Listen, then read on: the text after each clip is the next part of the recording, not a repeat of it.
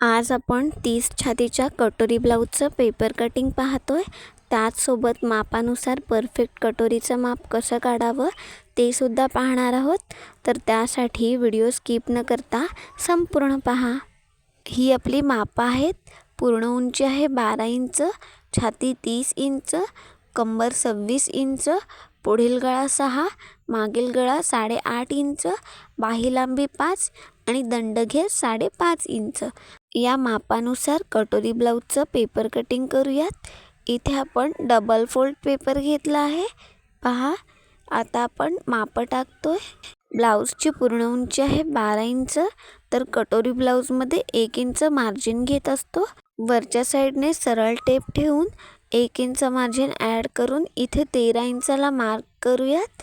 आता हे दोन्ही पॉईंट्स जोडत इथे आपण सरळ रेषा ड्रॉ करून घेतोय। आता शोल्डरचं माप टाकतोय। गळा डीप नेक आहे, त्यानुसार शोल्डर घेतोय 5.5 इंच। इथे लक्षात घ्या, जेव्हा आपला गळा डीप नेक असतो तेव्हा शोल्डर हे कमी होत असतात आणि गळा जितका वरती येत असतो तितके आपले शोल्डर वाढत असतात। तर डीप नेकनुसार शोल्डर घेतले आपण 5.5 इंच। तिथूनच खालच्या साईडला मुंढा खोलीसाठी 5.25 इंचाला मार्क करतोय। मुंढ्याचं माप घेते वेळेस जितके आपण शोल्डर घेत असतो त्याहून अर्धा इंच जास्ती घ्यायचं। पुन्हा बंद बाजूकडून 5.25 इंचाला मार्क करून थोडं पुढल्या साईडला 5.25 इंचाला मार्क करून हे सगळे पॉईंट्स जोडत बॉक्स आखून घेऊयात। अशा पद्धतीने मार्क केल्याने छाती रेषा आणि मुंढा रेषा अगदी सरळ रेषेत येतात। त्यानंतर छाती रेषेवर छातीचा चौथा भाग आणि त्यामध्ये 1.5 इंच शिलाई मार्जिन। इथं शिलाई मार्जिन तुमच्या आवडीनुसार कमी जास्ती करू शकता। त्याचसोबत कमरेच्या रेषेवर कमरेचा चौथा भाग आणि त्यामध्ये 1.5 इंच शिलाई मार्जिन। आता मार्जिन लाईन आणि फिटिंग लाईन इथे जोडून घेऊयात, म्हणजे माप टाकायला सोपं जातं।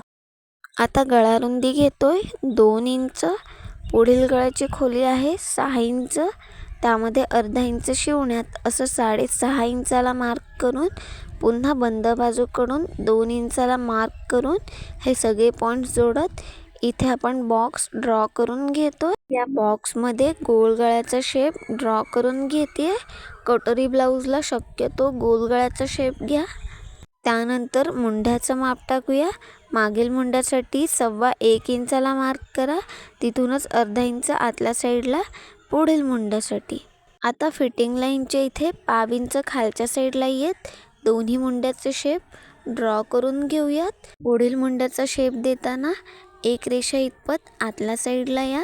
फिटिंग लाईनच्या इथे 1.5 इंच खालच्या साईडला आल्याने ब्लाऊजच्या मुंड्यामध्ये चुण्या येत नाही। आता आपण योकपट्टीचं माप टाकतोय। फिटिंग लाईनच्या बाजूने 2 इंचाला मार्क करा, पुन्हा मध्यात 2 इंचाला मार्क करून तिथेपर्यंत लाईन आखून घ्या। त्यानंतर आपल्या छातीचा 10वा भाग आहे 3 इंच, तर आयुक पट्टीच्या बाजूने 3 इंचाला मार्क करा। त्यानंतर आयुक पट्टीच्या बाजूला खालच्या साईडने वरच्या साईडला 3 इंचाला मार्क करा। आता हे दोन्ही पॉईंट्स जोडत गोल आकारात योकपट्टीचा शेप ड्रॉ करून घ्या। अशा पद्धतीने शेप दिल्याने ब्लाऊज छातीला अगदी परफेक्ट बसतो, त्यामुळे योकपट्टीचा शेप नेहमी गोल आकारात द्यायचा।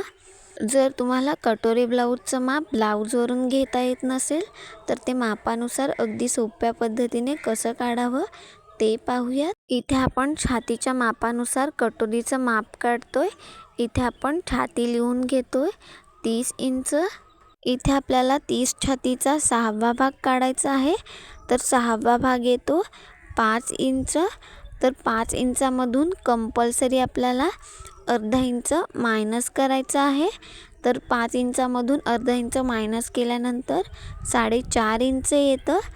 तर 4.5 इंच हे आपल्या कटोरीचं परफेक्ट माप आहे। कटोरी ब्लाऊज कटिंग करते वेळेस कटोरीचं माप हे मापानुसार परफेक्ट घ्यायचं, तरच आपला ब्लाऊज फिटिंगला परफेक्ट बसतो। आता हे कटोरीचं माप आयुक पट्टीच्या बाजूने योकपट्टीवर मार्क करून घ्या। नंतर पुढील मुंड्याच्या इथून आतल्या साईडला 3 मार्क करायचे आहेत। एक 2.25 इंचाला 2.5 इंचाला आणि 2.25 इंचाला. त्यानंतर गळारुंदीच्या इथे वरच्या साईडने 5 इंचाला मार्क करा. आता जिथे आपण कटोरीचं माप टाकलं त्याच्या वरच्या साईडला साधारण 1.5 ते 2 इंच अंतर सोडून 4.5 इंचाला मार्क करून वरच्या साईडला सरळ लाईन ड्रॉ करून घ्या. आता गळारुंदीच्या इथून कटोरीचा शेप ड्रॉ करून घ्यायचा आहे. आपण जे मुंढ्यातून 3 पॉइंट मार्क केले आहेत त्यापैकी तुम्हाला कोणता योग्य पॉइंट वाटतोय त्यामधून कटोरीचा शेप ड्रॉ करून घ्या. तिन्ही पॉइंट्स मधून कटोरीचा शेप परफेक्ट येईल अशा पॉइंट मधून कटोरीचा शेप ड्रॉ करून घ्या. इथे आपला कटोरी ब्लाऊजच्या पुढील भागाचं ड्राफ्टिंग झालं आहे. आता पुढील भागातून मागील भाग सेपरेट कसा करावा ते पाहूयात. योगपट्टीच्या खालच्या साईडने पेपर कटिंग करायला सुरुवात करा. त्यानंतर मार्जिन लाईनच्या इथून पेपर कटिंग करून मागील मुंढ्याचा शेप आहे असा कटिंग करून घ्या. त्यानंतर पुढील भागातून मागील भाग सेपरेट करून घेतोय. गळारुंदी घेतली आहे 2 इंच. मागील गळ्याची खोली आहे 8.5 इंच. त्यामध्ये अर्धा इंच शिवण्यात असं 9 इंचाला मार्क करून पुन्हा बंद बाजूकडून 2.5 इंचाला मार्क करून इथे हा बॉक्स ड्रॉ करून घेऊयात. मागील गळ्यासाठी इथे मी साध्या गोल गळ्याचा शेप ड्रॉ करून घेते. त्यानंतर मागील भागाच्या टक्ससाठी बंद बाजूकडून 4 इंचाला मार्क करून दोन्ही बाजूला अर्धा इंच मार्क करून वरच्या साईडला 4.5 इंचाला मार्क करून हा टक्स ड्रॉ करून घेऊयात. इथे आपण कटोरी ब्लाऊजच्या मागील भागाचं ड्राफ्टिंग करून घेतलं. आता गळ्याचा शेप आहे असा कटिंग करून घेऊयात. आता मागील भाग बाजूला ठेवून इथे आपण पुढील भाग घेतोय. पुढील भागात आपल्याला काही बदल करायचे आहेत. सुरुवातीला आपण योगपट्टी सेपरेट करून घेऊयात. त्यानंतर पुढील मुंड्याचा शेप आहे असा कटिंग करून घ्या. त्यानंतर पुढील गळ्याचा शेप कटिंग करून घेऊयात. त्यानंतरच कटोरी सेपरेट करून घ्या. आता ही आपली मूळ कटोरी आहे ती आपल्याला वाढवून घ्यायची आहे. कटोरी पेपरवर सोप्या पद्धतीने कशी वाढवावी ते पाहूयात. त्यापूर्वी ही मूळ कटोरी मध्यातून फोल्ड करून घ्या. आता मध्यात कटोरीला नॉच देऊन घेतोय. त्यानंतर पुढल्या बाजूला जे 1/2 इंच कापड आहे ते आपण अशा पद्धतीने गोल शेपमध्ये ड्रॉ करून एक्स्ट्राचं आहे ते कटिंग करून घेऊयात. आता ही मूळ कटोरी पेपरवर वाढवूयात. इथे मी पेपर घेतला आहे. साईज लहान आहे त्यानुसार एका बाजूने इथे आपण 1.25 इंचाला मार्क करतोय. पहा आता जिथं आपण मार्क केलंय तिथपर्यंत सरळ लाईन ड्रॉ करून घ्या. आता जिथे आपण मार्क केलंय त्याच्या पुढल्या बाजूला अशा पद्धतीने कटोरी सरळ ठेवून घ्या. पहा नंतर पुढल्या बाजूला पुन्हा 1.25 इंचाला मार्क करा. तिथपर्यंत आपल्याला सरळ लाईन ड्रॉ करून घ्यायची आहे. त्यानंतर मूळ कटोरीचा जो गळ्याकडचा शेप आहे तो आहे असा ड्रॉ करून घ्या. आता आहुक पट्टीच्या बाजूला जे 1/2 इंच शिवण्यात लागतं तेवढं अंतर मार्क करून तिथूनच खालच्या साईडला सरळ लाईन ड्रॉ करून घ्या. आता मूळ कटोरीच्या पुढल्या बाजूला अर्धा इंचाला मार्क करून तिथेपर्यंत गळ्याचा शेप ड्रॉ करून घ्या. आता इथूनच जे आपण खालच्या साईडला 1.25 इंचाला मार्क केलंय तिथपर्यंत आपल्याला गोल आकारात कटोरीचा शेप ड्रॉ करून घ्यायचा आहे. सुरुवातीला डॉटेड लाईनमध्ये ड्रॉ करा म्हणजेच आपला शेप हा बिघडत नाही. अंदाजे अंतर वाढवत इथं आपल्याला कटोरीचा शेप ड्रॉ करून घ्यायचा आहे. आता ही मूळ कटोरी बाजूला ठेवून घ्या.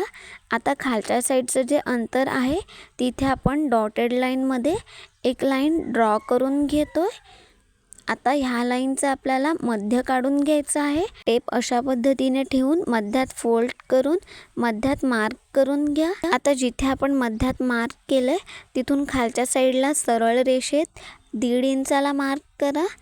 त्यानंतर दोन्ही बाजूने कटोरी मध्यात जोडून घ्यायची आहे. पहा अशा पद्धतीने कटोरी जोडून घ्या. इथे आपण मापानुसार कटोरी वाढवून घेतली आहे. आता आहे अशी कटिंग करून घेतोय. आपल्या चॅनलवर कटोरी ब्लाऊज सोबतच प्रिन्सेस कट, 4 टक्स, 1 टक्स अशा बऱ्याचशा ब्लाऊजचे पेपर कटिंग आहेत. ते व्हिडिओजसुद्धा नक्की पहा. इथे आपण कटोरी कटिंग करून घेतली. आता ही कटोरी मध्यातून फोल्ड करून घ्या. जे एक्स्ट्राचं पेपर आहे ते आपल्याला कटिंग करून घ्यायचं आहे. त्यानंतर कटोरीच्या टक्ससाठी आडवा टक्स आपण 1.25 इंचाचा घेतोय आणि उभा टक्स 2.5 इंचाचा घेतोय. अशा पद्धतीने टक्स मार्क केल्याने आपली कटोरी ही फिटिंगला अगदी परफेक्ट बसते. तर इथे आपण हा टक्स ड्रॉ करून घेतोय. आता हा टक्स फोल्ड करून पाहूयात. इथे आपण जेवढं टक्ससाठी अंतर घेतलंय ते मी इथे फोल्ड केलं. आता कटोरीच्या समोरच्या साईडला अर्धा इंच इतपत कापड जे शिवण्यात लागणार आहे तिथे आपण मार्क करून घेऊयात. इथे मी कटोरीच्या मध्यात टाचणी लावून घेते. आता आपण ही कटोरी मोजून पाहूयात. समोरच्या साईडचं अर्धा इंच इतपत अंतर सोडून जे पुढल्या बाजूला 1/2 इंच आपल्याला एक्स्ट्रा लागणार आहे ते सोडून इथे आपली परफेक्ट मापाची कटोरी तयार होते. इथे आपला कटोरी ब्लाऊजच्या पुढील भागाचं ड्राफ्टिंग कटिंग झालंय. आणखीन एक महत्त्वाची गोष्ट, हे पेपर पॅटर्न जेव्हा आपण कापडावर कटिंग करत असतो तेव्हा आपल्याला योगपट्टीमध्ये खालच्या साईडला जितकं शिलाई मार्जिन लागणार आहे ते वाढवून घ्यायचं आहे. ही गोष्ट करायला विसरायचं नाही, नाहीतर मग आपल्या ब्लाऊजच्या पुढील भागाची उंची ही कमी येते. त्यामुळे ही गोष्ट करायला विसरायचं नाही. आता आपण बाहीचं कटिंग करतोय. इथं मी फोल्ड करून पेपर घेतला आहे. समोरच्या साईडला याची ओपन बाजू आहे. बाहीची पूर्ण उंची आहे 5 इंच. अस्तरचा ब्लाऊज आहे म्हणून इथे आपण 1 इंच मार्जिन घेतलंय. तर खालच्या साईडने 6 इंचाला मार्क करून घ्या. जर तुमची बिना अस्तरची बाही असेल तर 1.5 इंच मार्जिन घ्या. आता इथे आपण सरळ लाईन ड्रॉ करून घेतोय. आता बाहीची घडी घेत असताना नेहमी छातीच्या घडीनुसार घ्यायची. आपली छाती आहे 30 इंच, त्याचा चौथा भाग येतो 7.5 इंच. तर बंद बाजूकडून बाहेरच्या साईडला 7.5 इंचाला मार्क करून इथे आपण सरळ लाईन ड्रॉ करून घेऊयात. आता ओपन बाजूकडे छातीची कॅफ हाईट टाकत असतो. कॅफ हाईट टाकत असताना नेहमी छातीच्या 12व्या भागाप्रमाणे टाकावी. 30 छातीनुसार 12वा भाग येतो 2.5 इंच. तर ओपन बाजूकडे 2.5 इंचाला मार्क करून इथे आपण अर्ध्यात सरळ लाईन ड्रॉ करून घेतोय. आता जे आपण 1.5 इंच शिलाई मार्जिन घेतलंय ते ह्या लाईनमधून मायनस करून घ्या. त्यानंतर बंद बाजूकडून मार्जिन रेषेपर्यंत सरळ रेषा ड्रॉ करून घ्या. आता या लाईनचा आपल्याला मध्य काढून घ्यायचा आहे. टेप अशा पद्धतीने ठेवून मध्यात फोल्ड करून घ्या. मध्यात मार्क करून घेतोय. त्यानंतर 1 इंच आतल्या साईडला मार्क करून घ्या. आता जिथे आपण मध्य काढलाय तिथे वरच्या साईडला अर्धा इंचाला मार्क करून हे दोन्ही पॉईंट्स जोडत मागील मुंड्याचा शेप ड्रॉ करून घ्या. पुन्हा मध्यातून फिटिंग लाईनपर्यंतचा मध्य ड्रॉ करून घ्या. मध्यात मार्क करून तिथे खालच्या साईडला 1/2 इंचाला मार्क करा. आता हे तिन्ही पॉईंट्स जोडत इथे आपण पुढील मुंड्याचा शेप ड्रॉ करून घेतोय. त्यानंतर बॉटमला तुमचा जो काही दंडघेर असेल तो आणि 1.5 इंच शिलाई मार्जिन. आता मार्जिन रेषा आणि फिटिंग रेषा जोडून घेऊयात. इथे आपल्या बाहीचं ड्राफ्टिंग झाले. आता आपण कटिंग करून घेतोय. सुरुवातीला मागील मुंड्याचा शेप आहे असा कटिंग करून घ्या. त्यानंतरच बाही ओपन करून पुढील मुंड्याचा शेप आहे असा कटिंग करून घ्या. इथे आपल्या 30 छातीच्या परफेक्ट बाहीचं ड्राफ्टिंग कटिंग झालं. इथे पाहताय अगदी सोप्या पद्धतीने आपण 30 मापाच्या कटोरी ब्लाऊजचं संपूर्ण पेपर कटिंग केलं. व्हिडिओ संपूर्ण पाहिल्याबद्दल मनापासून